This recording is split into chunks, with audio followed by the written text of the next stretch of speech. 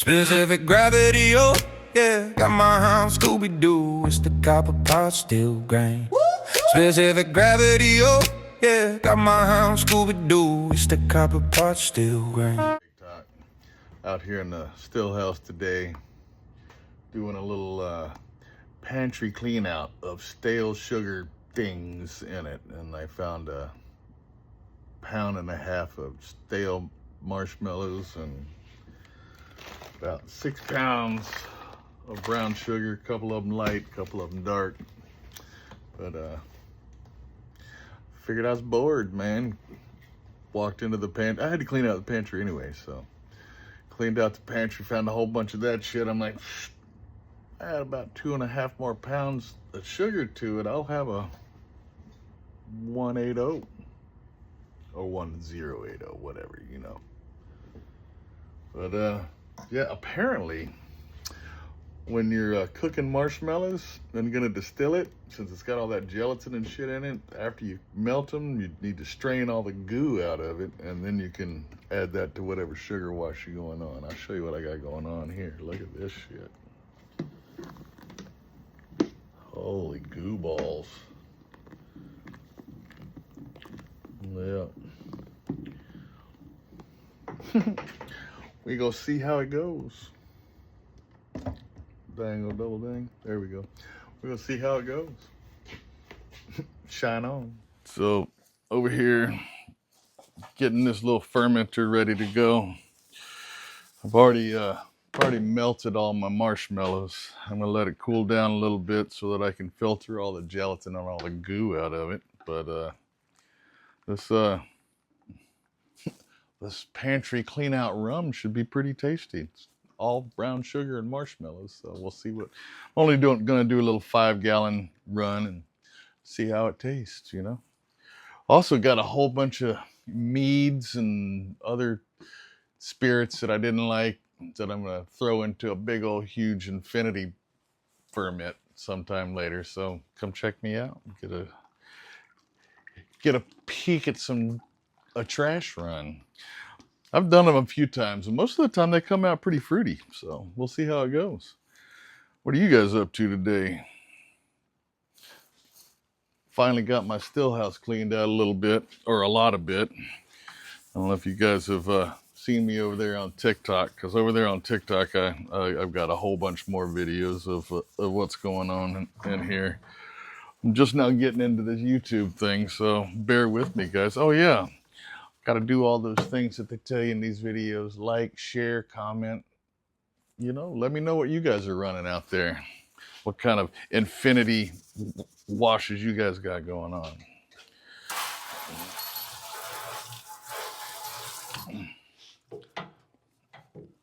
I'm gonna go push pause so you don't have to listen to that spraying going on. So hold on. Evidently the last little thing wasn't even recording. So yeah, I finally got my fermenter all cleaned out. And apparently when you're cooking marshmallows, you know, the research that I've done on the internet's, because, you know, hey,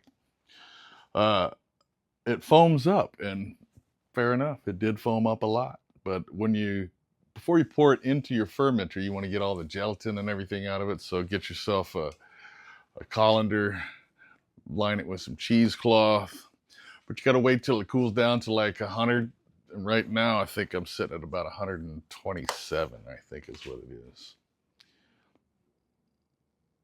Yeah, so I'm gonna stir it around a little bit more and we'll come back to doing this. All right, I got the brew pot all filled up with some water. Let's get this thing cranked up.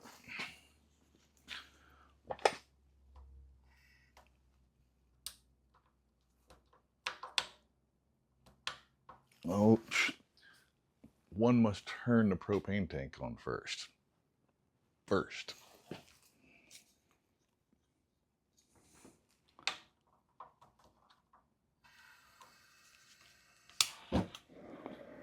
There we go. Funny how that shit works. Yeah, so while this thing heats up, we'll just kind of putz around. We'll be right back. All right, let's see if we can get this thing up to 5 gallons real quick.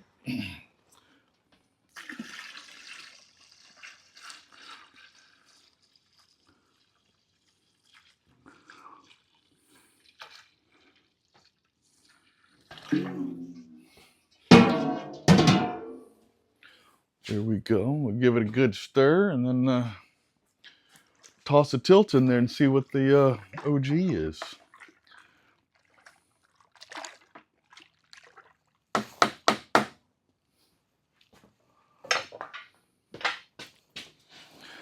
don't know if you guys have seen these yet or not, but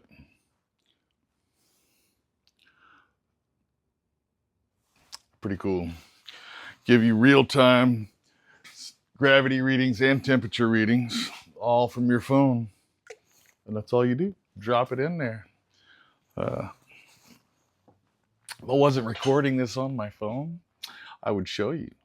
But haven't got that camera yet. So when I get that camera, you'll be able to see shit like that. But I got to stop right here and check.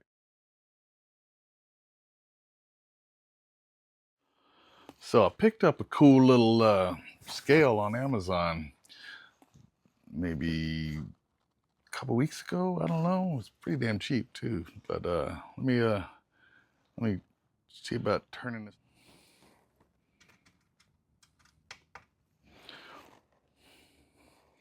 Well, grab me a big rock.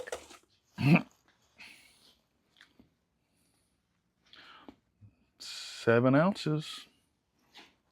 Crazy. All right, so let me pick this thing up and show you what's going on here. 2 pounds of sugar in a bowl. That's crazy. Pour this into the mash, get it all stirred in.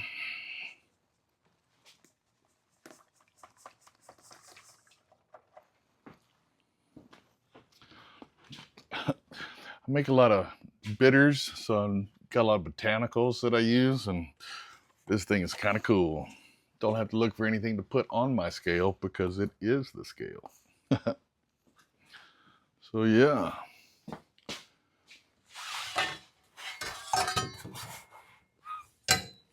Get this all stirred in.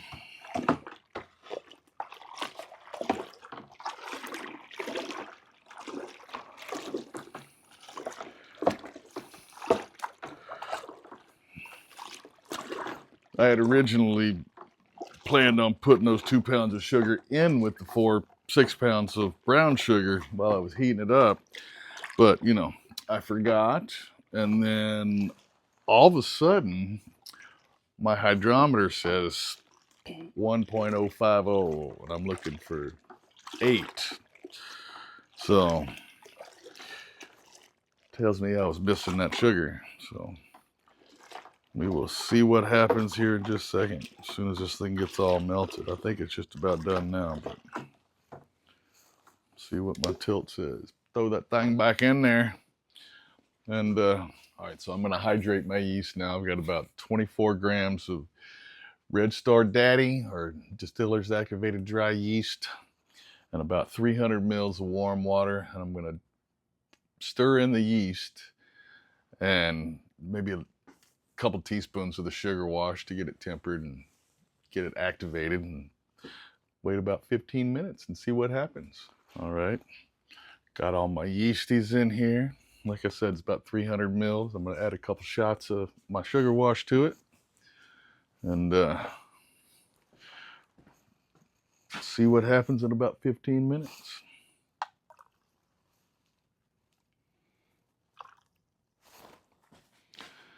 I don't want to add any more than a couple shots just because I don't want to stress the yeast out. So we'll see how it goes. I'll be right back. Or 2 seconds. Right, so it hadn't even been 15 minutes yet. This thing is already getting after it. So let me show you what it looks like. Look at that. Super foam. What's up? Little magic milkshake there. So let's walk over there and get this magic milkshake all stirred in. Oh, got to get the cap off of this thing first.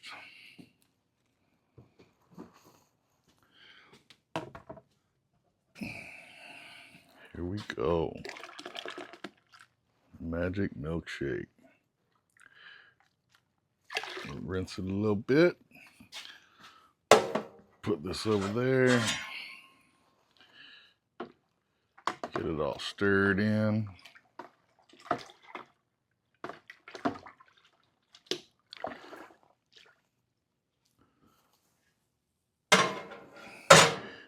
Now that we got that all stirred in, got to put some yeast nutrient in it. I'm using Fermax yeast nutrient, which is DAP or diammonium phosphate. I'm gonna step feed it though. I'm gonna put about a teaspoon and a half or tablespoon and a half in it now. And tomorrow, 24, 48 hours later, I'll throw another teaspoon and a half in it once it's rolling. So it's always good to use, or best to use, some yeast nutrients and sugar washes, because there's not a whole bunch of things in there for the yeast to eat other than the sugar. But, you know, with a grain, all grain bill, there's all kind of things to eat in that. So like I said, giving it a tablespoon and a half right now, and then I will put a tablespoon and a half in about 48 hours. So we'll see what up. Come back. So this is a little fermentation room that I built underneath my staircase that goes up to my loft. It's got a Weaver 20 square foot radiant heat mat on the floor and up along the back wall. So doesn't matter if it's 40 degrees outside, it'll always be perfectly toasty underneath there. So gonna throw this rum wash, sugar wash, pantry trash wash in here, and we'll come back and check it out. Specific gravity, oh yeah. Got my hound Scooby-Doo, it's the copper pot still grain. Specific gravity, oh yeah. Got my hound Scooby-Doo, it's the copper pot still grain.